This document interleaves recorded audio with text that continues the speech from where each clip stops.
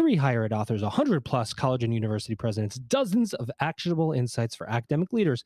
Commencement, the beginning of a new era in higher education, is now available on Amazon.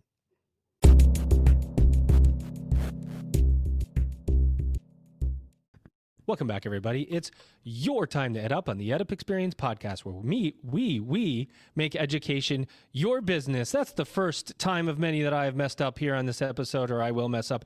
Dr. Joe Salustio here, coming off Lucian Live in New Orleans, where I podcasted 23 episodes in 2 days. And still haven't gotten my speech all the way back because I just can't. It was like a blur. So I'm having trouble saying my own name, the name of the podcast, because I said it so many times. Anyway, that's why I've messed up. But no excuses here on EdUp. We like to keep all of our mistakes in. If you don't know that by now, then you haven't been listening. Mistakes are welcome here. And I always bring along people with me who make mistakes. My guest co-host today, he's Jeffrey Roche. He is, oh boy, he's doing lots of things at Core Education. I forgot his title. He'll give it to you. Go ahead, Jeffrey. Good to see you, Joe. Don't make any mistakes. Yeah, well, we all do, right? So wonderful to see all of you, and happy to be back. And Jeffrey Roche, and serve at Core Education as Senior Vice President of our National Healthcare Practice and lead our entire workforce partnerships team. And you do this other thing on the side, some podcast. I don't know. Can you tell us more about that? Well, I'm obviously the host because of Joe and Elvin of EdUp Health Up, which obviously is really been formed out of all of your incredible work, really focused on healthcare, workforce development, and bringing together an ecosystem to solve what we know are some of our biggest issues in society, which is our healthcare workforce crisis. Eds and meds, I think you said, right? Bring together eds and meds. All about eds and meds. We are in a time of really, it's a really interesting time, because if you've been watching the news, Jeffrey, you see all these tech companies laying off employees right now, and it's interesting because we talk about this conversation of degree, no degree, skills, no skills, who's hiring, do you need a degree? And all of a sudden all the layoffs come, and I think it kind of changes the conversation. But what it doesn't change is the type of college that can support people no matter where they are in their career is a community college. And so we love, and I mean love, bringing community college presidents to the microphone, because they need love too. They do. And I'm going to bring one to the mic right now. Here he is. He's Dr. John Mosby. I got it right. And he's president of Highline College. I almost got it wrong, John, but you saw me hesitate. How are you? I'm well, thank you. It's very good to be here. I appreciate that. So where first of all, where are you and why are you there? So I am in Denver, Colorado. Well, I'm actually not in Denver. I'm at a resort right outside of Denver, but I'm here for the American Association of Community Colleges Conference, AACC, the annual. And I'm in my hotel room, which is pretty nice. Yeah, pretty nice. And just had presentation this morning at 7 a.m. and have a little bit of a gap towards this afternoon. I've been here since Friday, and I'll leave tomorrow morning to go back to Seattle and have one more day off. I did vacation last week with spring break. So I decided to kind of put all that together and then back to the grind on Thursday. I like your style, dude. Little birdie told me that you received an award. And so I thought perhaps you could talk about that. I don't know who this birdie was, but. Yeah, so it was the Marion Shivers Award, and it was through NCBAA, National Council of Black American Affairs, and it was about leadership and mentoring throughout the country. So got that, was very surprised, but nice to get recognized. You know, as they say when you get your Oscars, nice to get recognized by your peers. And but I do believe in the work, and I love it, and it was wonderful, and especially when we're talking about, you know, equity and the lack of equity, and really the very volatile kind of landscape right now in our country, especially with stuff, you know, and the work that I do. I'm at Highline. I'm at 60 years old, I'm the first president of color in the history of the college. So I don't take that lightly, and we are a very diverse institution. So it was just nice to get, it's nice to get recognized. It was, again, a very pleasant surprise. My colleagues here were mad because a lot of them, they go to the breakfast and they were like, why didn't you tell us? And I was like, it's 7 a.m. I completely forgot. I'm not a morning person at all. I thought you said you were a morning, but you just told me and Jeffrey here that you just love getting up in the morning and 5 a.m. I thought you said. Yeah, I don't remember saying that. But no, I am not. What? I am not a morning person. So, but I can get up. I can get up when I can. So, well, speaking of getting up, you get up every day to serve Highline College, and level set for us. Where is Highline College? What do you all do, and how do you do it? Yeah, I appreciate the question. So Highline College is located in Des Moines, Washington, which is right in the middle, right in between Tacoma and Seattle. And so I always say Seattle area because it's just easier. I'm actually, if you've ever flown into SeaTac Airport, I am 10 minutes south of the airport. Actually, you can just take one road and go all the way there. Highline College, I'm very proud to say, is the most diverse college in the state of Washington and one of the more diverse in the country. We have close to 80% students of color. It was an opportunity when I was doing my presidential search that I just felt like I couldn't pass up, especially being Black male, and being able to go to an institution that had some folks that looked like me and didn't look like me. We are a comprehensive college that has degrees and certificates. We also have 6 bachelor's degrees. We are part of the Western Association of Community Technical Colleges, where there's 34 colleges in Washington. I will begin my 6th year as president, July 1, which has just been amazing to actually say. Over the average, right? Very much so. Very much so. And a little bit about me. I am not from the Pacific Northwest. I am a California guy through and through. My whole career in life was in California. I was a dean, I was the vice president, but I started in 4-year. I've only been in the community college full time 13 years out of my 30 years. But I started in the 4-year and transitioned over when I was doing my PhD and fell in love with the community colleges and realized that no one looked like me in all the colleges I went to. And then I realized community colleges had folks that looked like me, but they weren't transferring in high numbers to the 4-year. So writing my dissertation and doing my PhD program made me want to switch over into the community college system. And I've been there ever since and love it. And now I'm president. So that's a really interesting story of self-discovery, and writing a PhD and discovering what you want to do in your career. That's a really interesting part. Think of leadership and intent in general. And community colleges have a specific intent, which is to upskill and reskill the workforce, really skill them in any way they want to be skilled.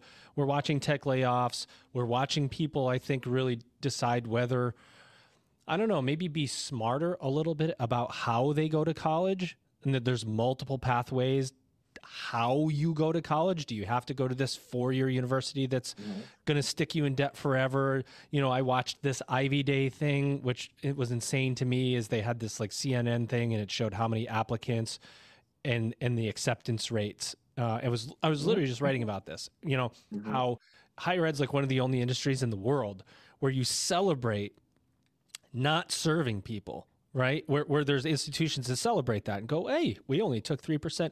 Community colleges help everyone and give everybody a chance to succeed. Can you talk about why that's important in this day and age?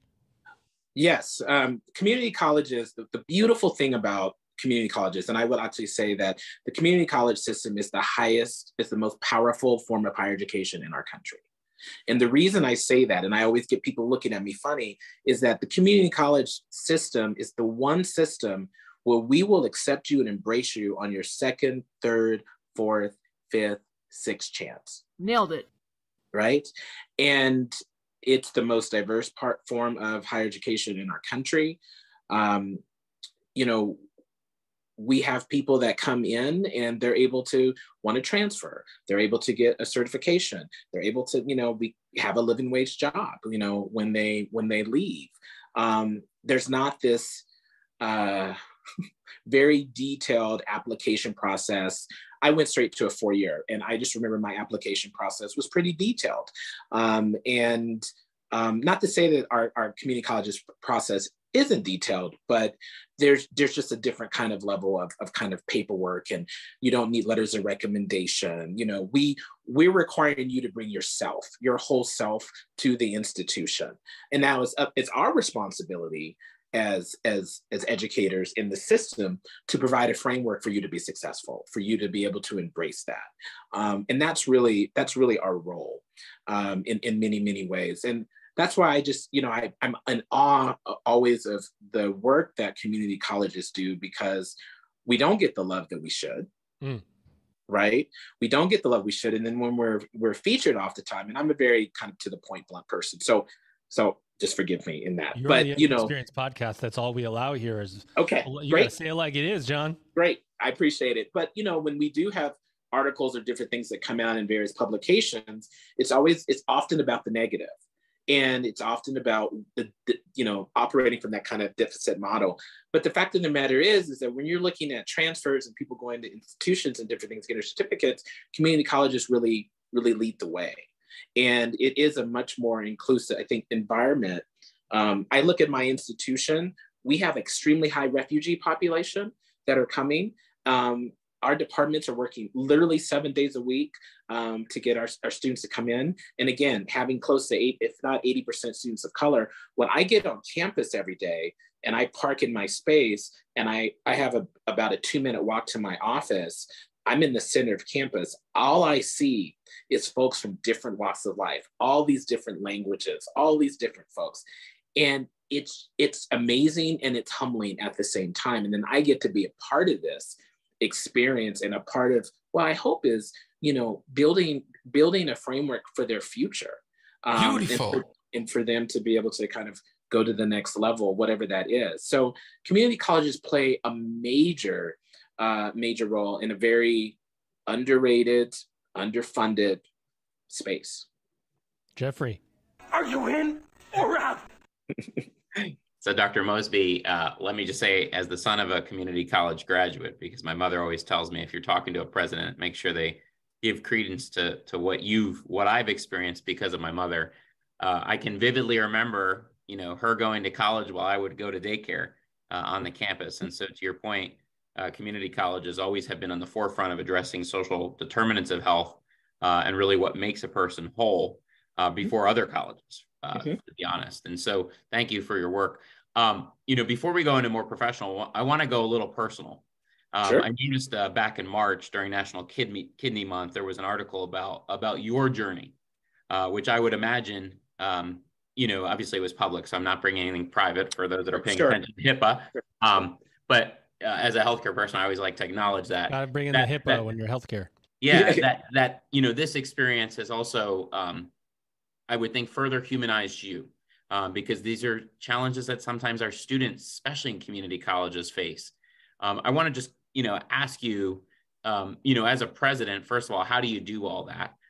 Because when you're dealing with that, it can't be easy. But also, what it has meant for you, in the work that you do. I appreciate that, and I'm not surprised because it's public, and I've gotten a lot of great feedback from folks about the article, and I'm on the foundation board for Northwest Kidney Center. So I believe in the work. Obviously, I'm a patient. I will say that I'll just give you a little bit of background. And I know I talked about it in the article. I collapsed at a restaurant and stopped breathing 3 times. 1 at the restaurant, 2 on the way to the hospital. I was in the hospital for 3 weeks, a little over 3 weeks. I had edema, which led to kidney failure. I'm Black. I had hypertension and diabetes, which is the trifecta. And for many people, but for most in our community. So that's why we did the article, to really bring attention to that, because there's a lot of folks that aren't doing that and aren't prepping. And, I came out having, someone up above, whatever people believe in, someone up above said, you're not done yet. And I do dialysis 3 days a week. I do Tuesday, Thursdays, and Sundays. I'm rearranging my treatment. So that's an interesting thing with travel. I go after work and I go for 4 hours. So I do a full day and I go work, and it's 12 hours a week. It actually helps us on Sunday because it's not a work day. I have an amazing board of trustees. Amazing board of trustees who have supported me publicly and privately, who has encouraged me to take time off, has encouraged me to focus on myself.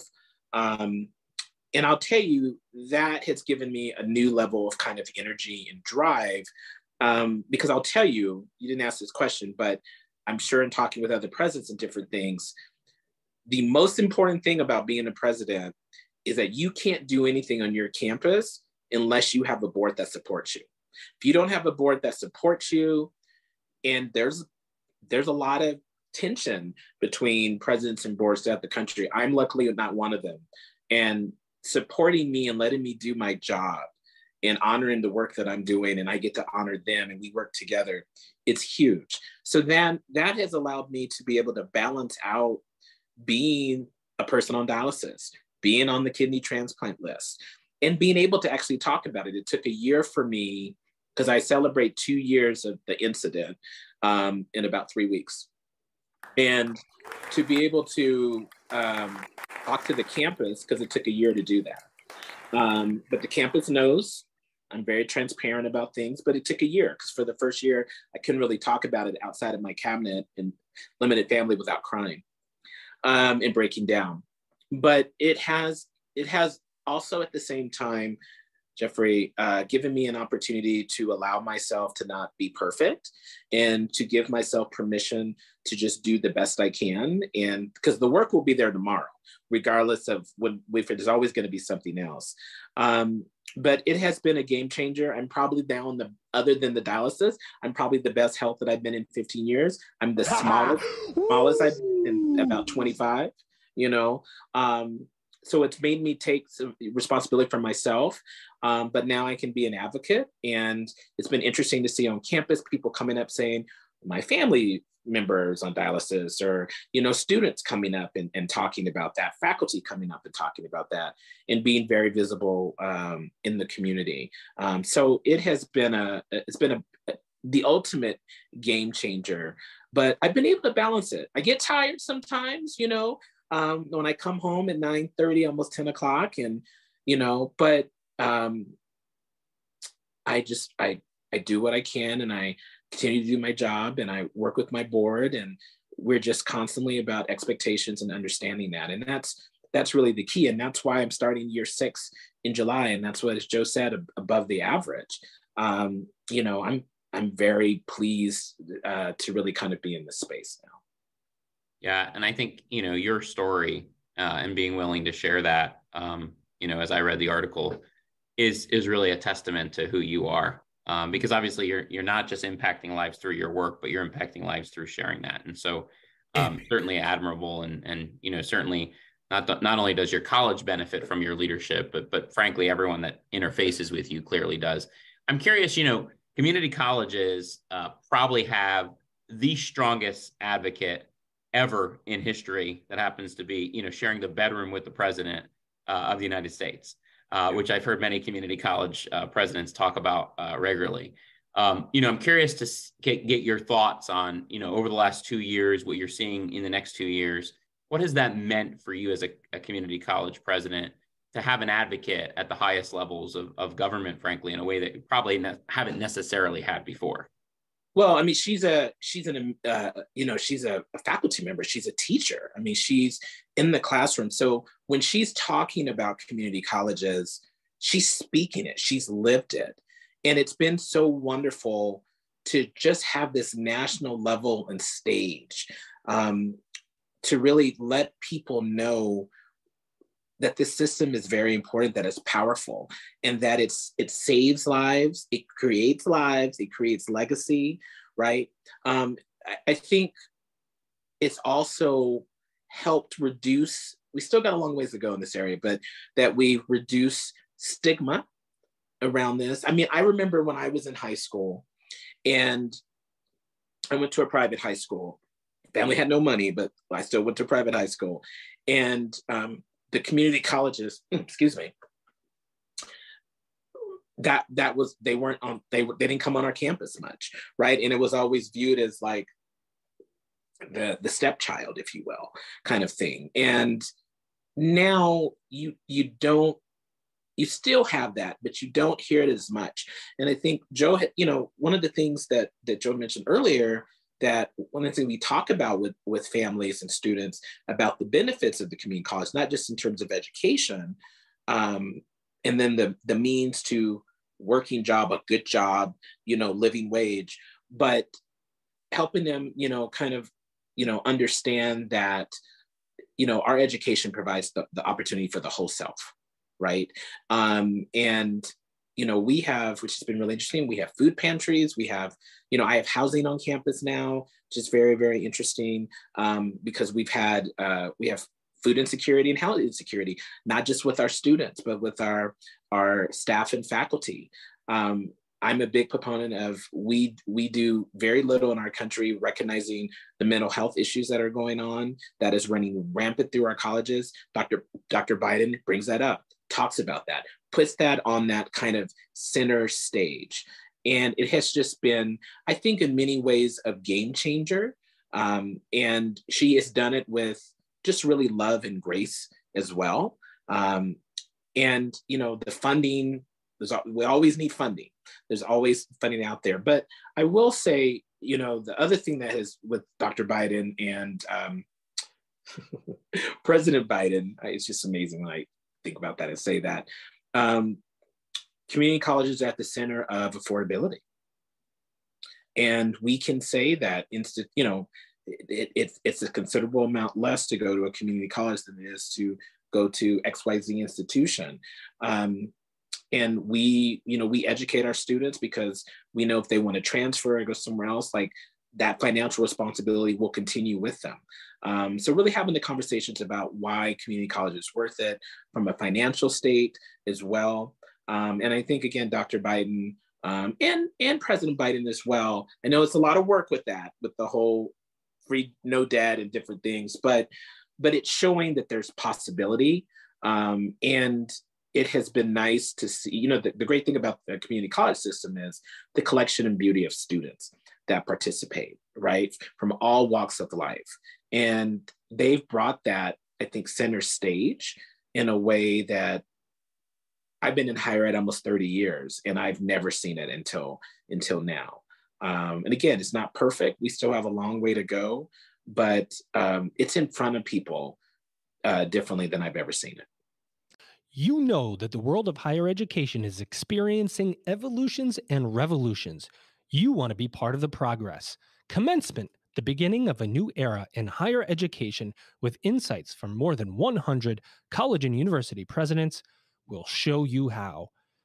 Get your copy of Commencement, the beginning of a new era in higher education now on Amazon right away. We think you're going to love it. It's amazing.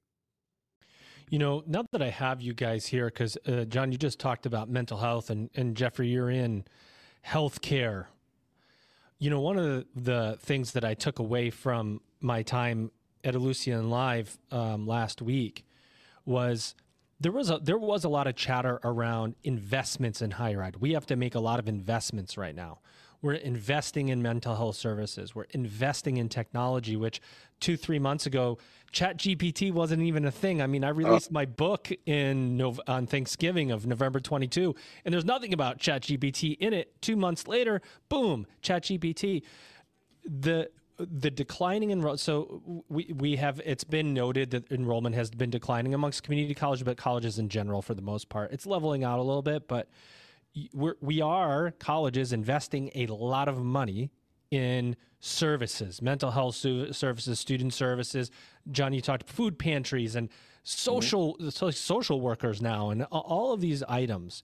And if revenues don't increase, there's an untenable situation when you're investing in tech, you're investing in mental health services, but your revenue also doesn't go up to pay for them. It can become this I don't know, just very shaky situation. How do you manage those things? How do you give a student what they need, but at the same time ensure that you can pay for it over the long term, and it's not just a bright and shiny object for the next year? Well, I want to say, first of all, on the side note, I did buy your book. And I like you very much, John. You're one of yes, my favorite and people. you'll like this even better. That will be the summer reading for my executive cabinet. So we will be reading it together. And I've been wanting to find a book to do that. And there was one, and I was like, and then yours came, and I started reading a very little. And I know so many people in that book, which was amazing. So that's what we're going to be doing this summer. So you're going to have to let me come chat too, right? You got to come let me talk. Yeah, that would be great. And they don't know it yet. So if they watch this, which they will know that it's coming up. So I appreciate it. So I appreciate that beautiful collection of work that was done. And I look forward to finishing up personally and professionally. Going back to your question, we have to hold ourselves accountable. And we have to set goals and targets. And what I mean by that is we have to say, this is what we're going to do, but we have to constantly evaluate, right? You know, people talk about these future plans, and I can't believe I'm forgetting the word right now, but strategic plans and different things. And the goal is, because in those plans, we're supposed to be setting goals for the very, very same thing, Joe, you were talking about. How do we make sure A, B, C happens and D, E, F doesn't fail, right, or fall? But that means that we have to actually build living documents, a strategic plan that is living, not just this big, document that just sits on the shelf. Nailed it. Right. And we have to do that. And we have to live by that. And we have to be able to constantly evaluate ourselves. I'm always looking at data of how our students are getting the wraparound services, and where students failing, where's the gap, because there's always a gap.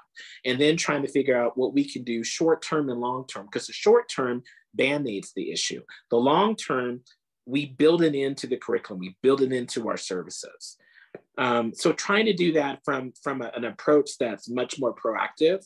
But I will tell you, on a larger scale, I feel like one of the biggest challenges that higher education is facing is that we have to convince and we have to prove to our students that they can trust higher ed again, that they can trust coming in to higher ed, being in the colleges, because our systems overall are so archaic.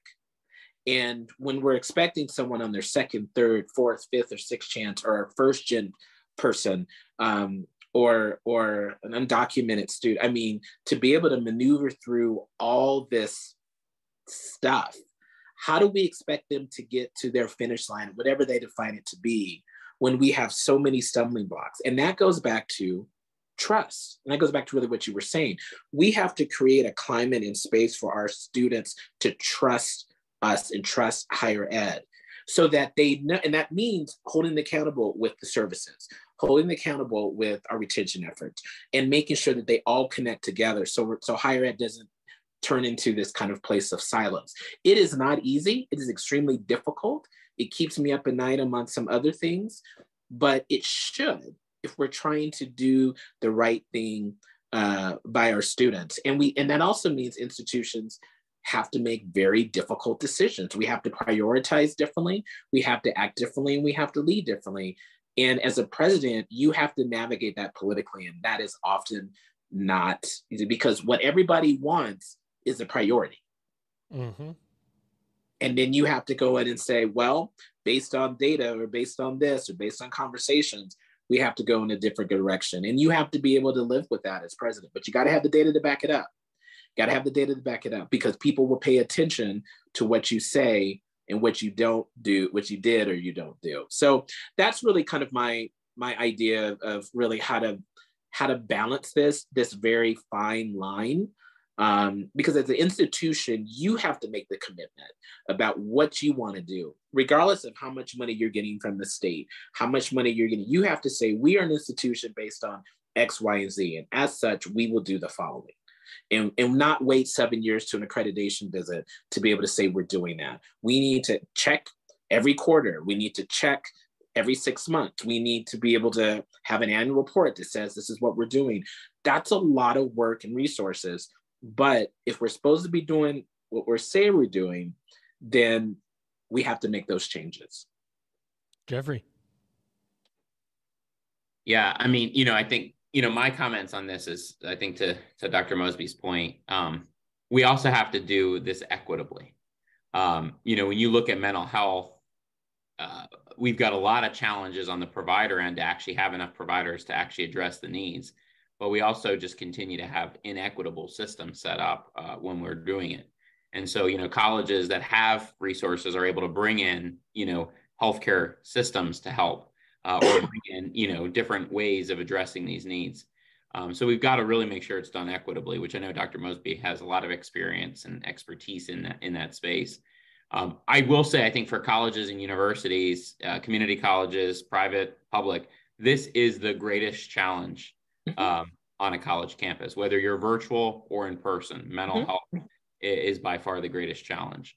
And I think to Dr. Mosby's point, what's critical is you have to be intentional, from a support end, but also from a faculty staff end. Any person that has a touch point with a student has to acknowledge the fact that and on the staff end, we have to acknowledge the fact that at least 1 out of every 3 of us is going to have a mental health issue. And so when we have a conversation, we've got to be mindful of how we use our words. We've got to be mindful of how we communicate, because we could either, as I always say, we could either save a life or potentially end a life just by how we communicate, just by how we interact. And I think in our society, we have not been as thoughtful around that. And we also, to Dr. Mosby's point, around his own, when he was sharing about his own stigma, mental health is one with great stigma. And I think in Pennsylvania, we're really proud, particularly of our U.S. Senator. For anyone that's seen the news over the last few days, Senator John Fetterman's story of his bout with depression is a perfect example of what a lot of Americans and college students face. And what we have to do is be intentional, because his wife has now saved his life twice. First, his stroke, second, his depression. But she's been intentional to hold him accountable and be there with him. Not everyone has those people. And so we have to really be thoughtful around where we can in these environments to support one another. Yeah. No, it's true. It's true. Well, Jeffrey, do you have any more questions before I give John the final 2 here to wrap this up? The only thing I really wanted to ask Dr. Mosby about too was, you've been very intentional throughout your career on issues of equity. Just wanted to ask you to talk about how you brought that into your leadership as a president, because I think that's I want to give Joe some additional ideas for a future book, but equity is also the future of higher education. And you've been a pioneer in this space for a while. So just wanted to ask you that briefly. Well, that was very, very kind compliment of you. Thank you. I would say that, my research that I did can't wait to hear what the soundbite's going to be for this, but my dissertation in what would be 14 years in 2 weeks. It was a phenomenological study of the academic strains and pressures of African-American male community college students. That's a lot. And that's a lot. No soundbite. That's a lot. Yeah, it's a lot. And it was an amazing experience. And I did it actually the year Obama became president first time. And the youngest person I interviewed was 18, and the oldest one I interviewed was 62, and over a year period. And I just was blown away. I had folks, crying, talking about pain, talking about what it was to be a person of color, what it was to be an 18-year-old going to school, and everybody thought because I looked like, this one individual talked about football have that football look, everybody assumed he was an athlete. So that kind of just really shaped me in many ways. And also just I was at a lot of institutions where it was very few of us. My undergrad was one of 30 at the time. And then I've always been told in high school, undergrad, I've always been told, you're never going to graduate high school. And I had a good GPA. You're never going to graduate undergrad. You're never going to graduate master's. You're never going to get a doctorate. You're never going to be a president. And I love being the underdog, and I loved when I became a president and got my doctorate. All those people who were also counselors, high school counselors, and different things. I sent them all presidential announcements and graduation announcements. So You will learn by the numbers. I will teach yes. you. So I say that because it has always been a part of me. My family has always celebrated the work I've done, celebrated me as a person, but also reminded me who I am and where I came from, and didn't come from a ton. And I just try to model that and live that when I'm, in an institution where there's, again, close to 80% students of color, and I'm the first president of color in 60 years. And you got this Black man running the show. That's unbelievable.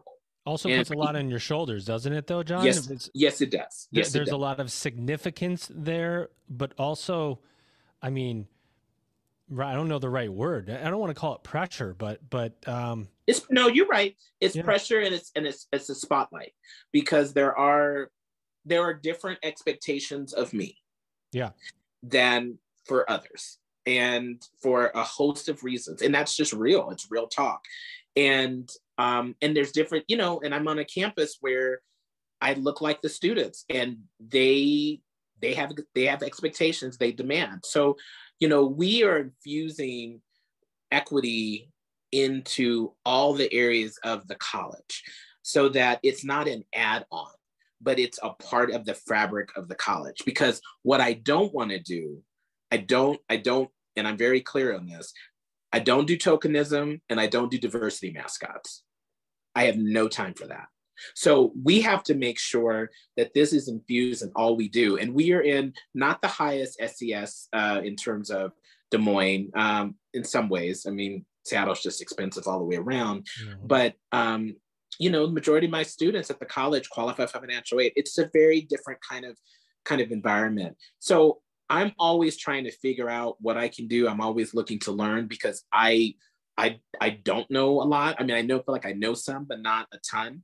But I surround myself with amazing practitioners and colleagues throughout the country in various spaces who challenge me to be better, challenge me to be informed, but also provide the research and literature.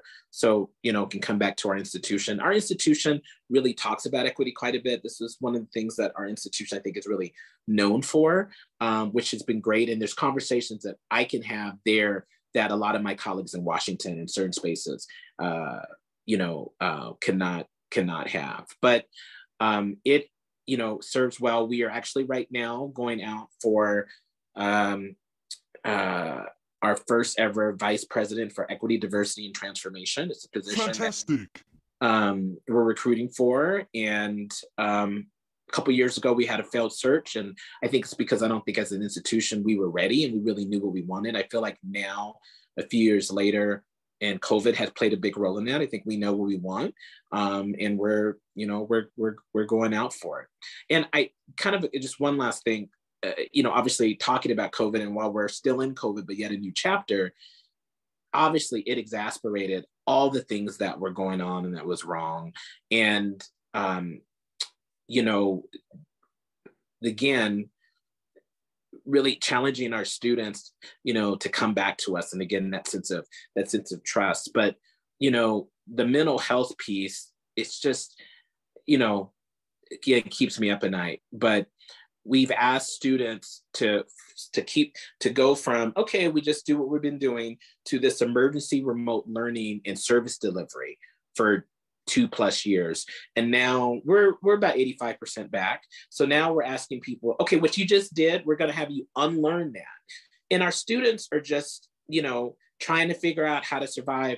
And in our neurodiverse students, it has been a roller coaster. And we're starting to see increases in that population needing services. So I'm bringing in folks to talk about neurodiversity and coming in speaking, and I'm elevating our students that are part of this community, and trying to do that to educate the institution and to also let the students know we care. But man, it's a lot. It's a lot, because community colleges weren't set up to provide these type of services, right? But community colleges now are providing those services because of various reasons. But if we're trying to get our students to a quote unquote the finish line, we got to have all those wraparound services to get them in that direction, and that's quite a bit of undertaking. But that's what we're doing. Yeah, it's a lot of work and it takes a lot of great people. We want to give you the mic just to close us out, John, and tell us if there's anything we missed about Highline College, anything that you were hoping to say today that you wanted to say, anything at all. Mike is yours for a minute or two, and then I want you to tell me and Jeffrey, what you think, and everybody else who's listening, no pressure. What do you see for the future of higher education? I see, well, about Highline College, I will say that there are many things I'm proud of, but one of the things that we have a housing voucher program for our students. And we work with King County to have this program. And we've been able to place current students in housing from kind of a social worker kind of standpoint. And the process was not too detailed. And they were able to stay a year after graduation. So after they graduate or transfer, it's not like, okay, you got to go next week. So that's been something that's been great. And we've been building on that because we started with the pilot program and we'd love to continue with that.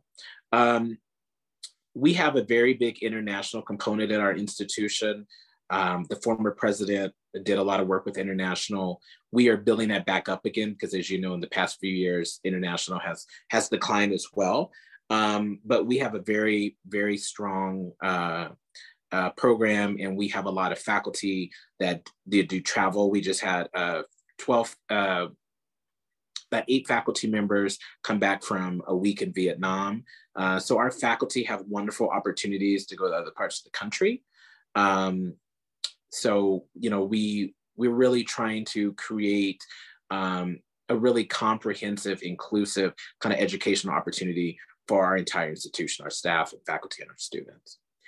And to the answer to the question about what's the future of higher ed, I'm going to say part of me doesn't really know, because right now stuff's happening that I never thought. I mean, I'm in Washington and I'm in Western Washington. So I can say DEI and I can talk about that and I won't get in trouble, right?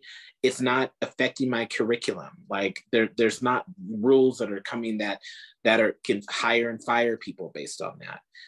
I never thought in my lifetime I would actually see that. And I have colleagues across the country who are not just in Florida and Texas, but other places who are struggling.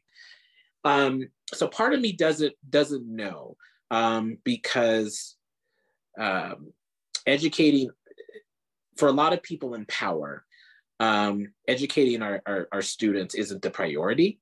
It's hidden in mass behind other things. So that also gives me great pause. But what I will say is I continue to think at the same time the community colleges will get more quote unquote face time and will be, again, I feel viewed as the most powerful form of higher education, because families are having to make decisions about what it means about going to school and getting those degrees. And, I went to a private college where I had friends of mine coming out. Luckily it didn't happen to me, coming out at over 6 figures for debt for undergrad. And no one comes, if you're coming out at $100,000 a year and you're making $200,000 a year, then let's talk. But I had a colleague that came out with over $100,000 in debt and had one of the highest, I'm dating myself, had one of the highest price incomes out of the class at $41,000. Yikes! Yeah. And that was way back in 94. But I would say, but those things I think hold true today when you're trying to buy a house, when you're trying to get an apartment, when you're trying to buy eggs, when you're trying to get gas for your car. They're making decisions. And I think community colleges are poised to really be that place for folks and for all different types of folks as well. So I see that definitely on the horizon. And especially if people are trying to get certification to get that living wage job and good paying job, community colleges, there's just apprenticeships and different things that it allows you to walk in, and it's not a 9-month process and 3 letters of recommendation and a personal state. None of that. It allows you to come in and really begin or reinvent your story. And that is, again, just the beauty of the system. So I see that continuing more than ever before in terms of workforce development and opportunities. How we as a system move forward when really trying to serve the entire student, especially when doing about work with DEI and everything. I'm just hopeful we'll have a shift in a pivot, because that, like I said a couple of times, that keeps me up at night. But I'm hopeful for the future. I'm a pretty positive person as well, and I think we're positioned. We just always need more funding. I'm always trying to argue and advocate for more funding. But I'm in a state where we are funded. So, and I'm not having those. I don't have to talk about DEI and what that means and different things. And then that goes back to what you were saying, Joe, is that then I'm the Black president having to have the equity conversation, and and that's a whole nother dynamic. Anyway, I could talk forever on that. Thank you. Well, we could talk forever to you, but you have a conference that you have to get. You probably have somewhere you need to be. I'm good for a while, but I need to actually go and check on some emails. So, and talk to my assistant back at the office at some point. But the work never stops as a college president, right? It rolls on. Never does. Never does. Well, first, I got to tell you guys, this is a great conversation. I want to exit my co-host here. You have heard him today. You'll hear him on EdUp Health Up. He's done 24 episodes, I think he said before, with another 24 or so on the way. He's Jeffrey Roach. He is the Senior Vice President of National Health Care and Workforce Partnerships at Core Education. Jeffrey, thanks for coming on today. Thanks for having me again, Joe. And obviously, Dr. Mosby, thanks for all that you do. Thank you, Jeffrey. Thank you. Our guest, your guest, ladies and gentlemen, took time out of his conference schedule to talk to you about what he has going on. And there's a lot going on. He's Dr. John Mosby. He's president of Highline College, and he is a champion for higher education. We appreciate you coming on, John. We hope you had a good time today.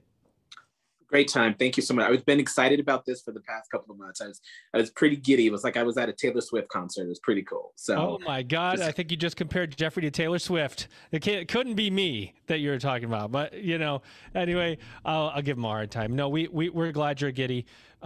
This is an important conversation we have here at the EdUp Experience and our partners and spinoffs. And we're glad we can give you the microphone, John. You're welcome back anytime you want to chat. We'll push this out as hard as we can, like we have done for every other community college president.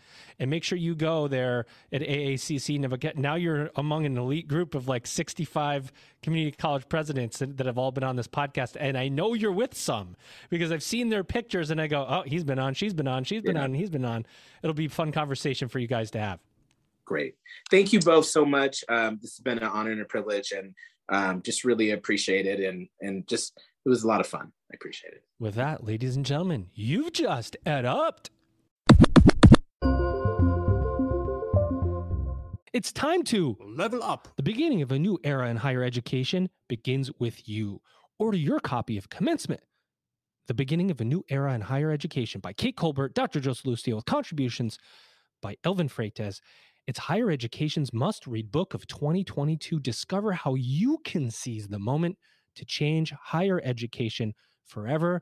Commencement, The Beginning of a New Era in Higher Education, now available on Amazon. For bulk orders, contact Kate, Joe, or Elvin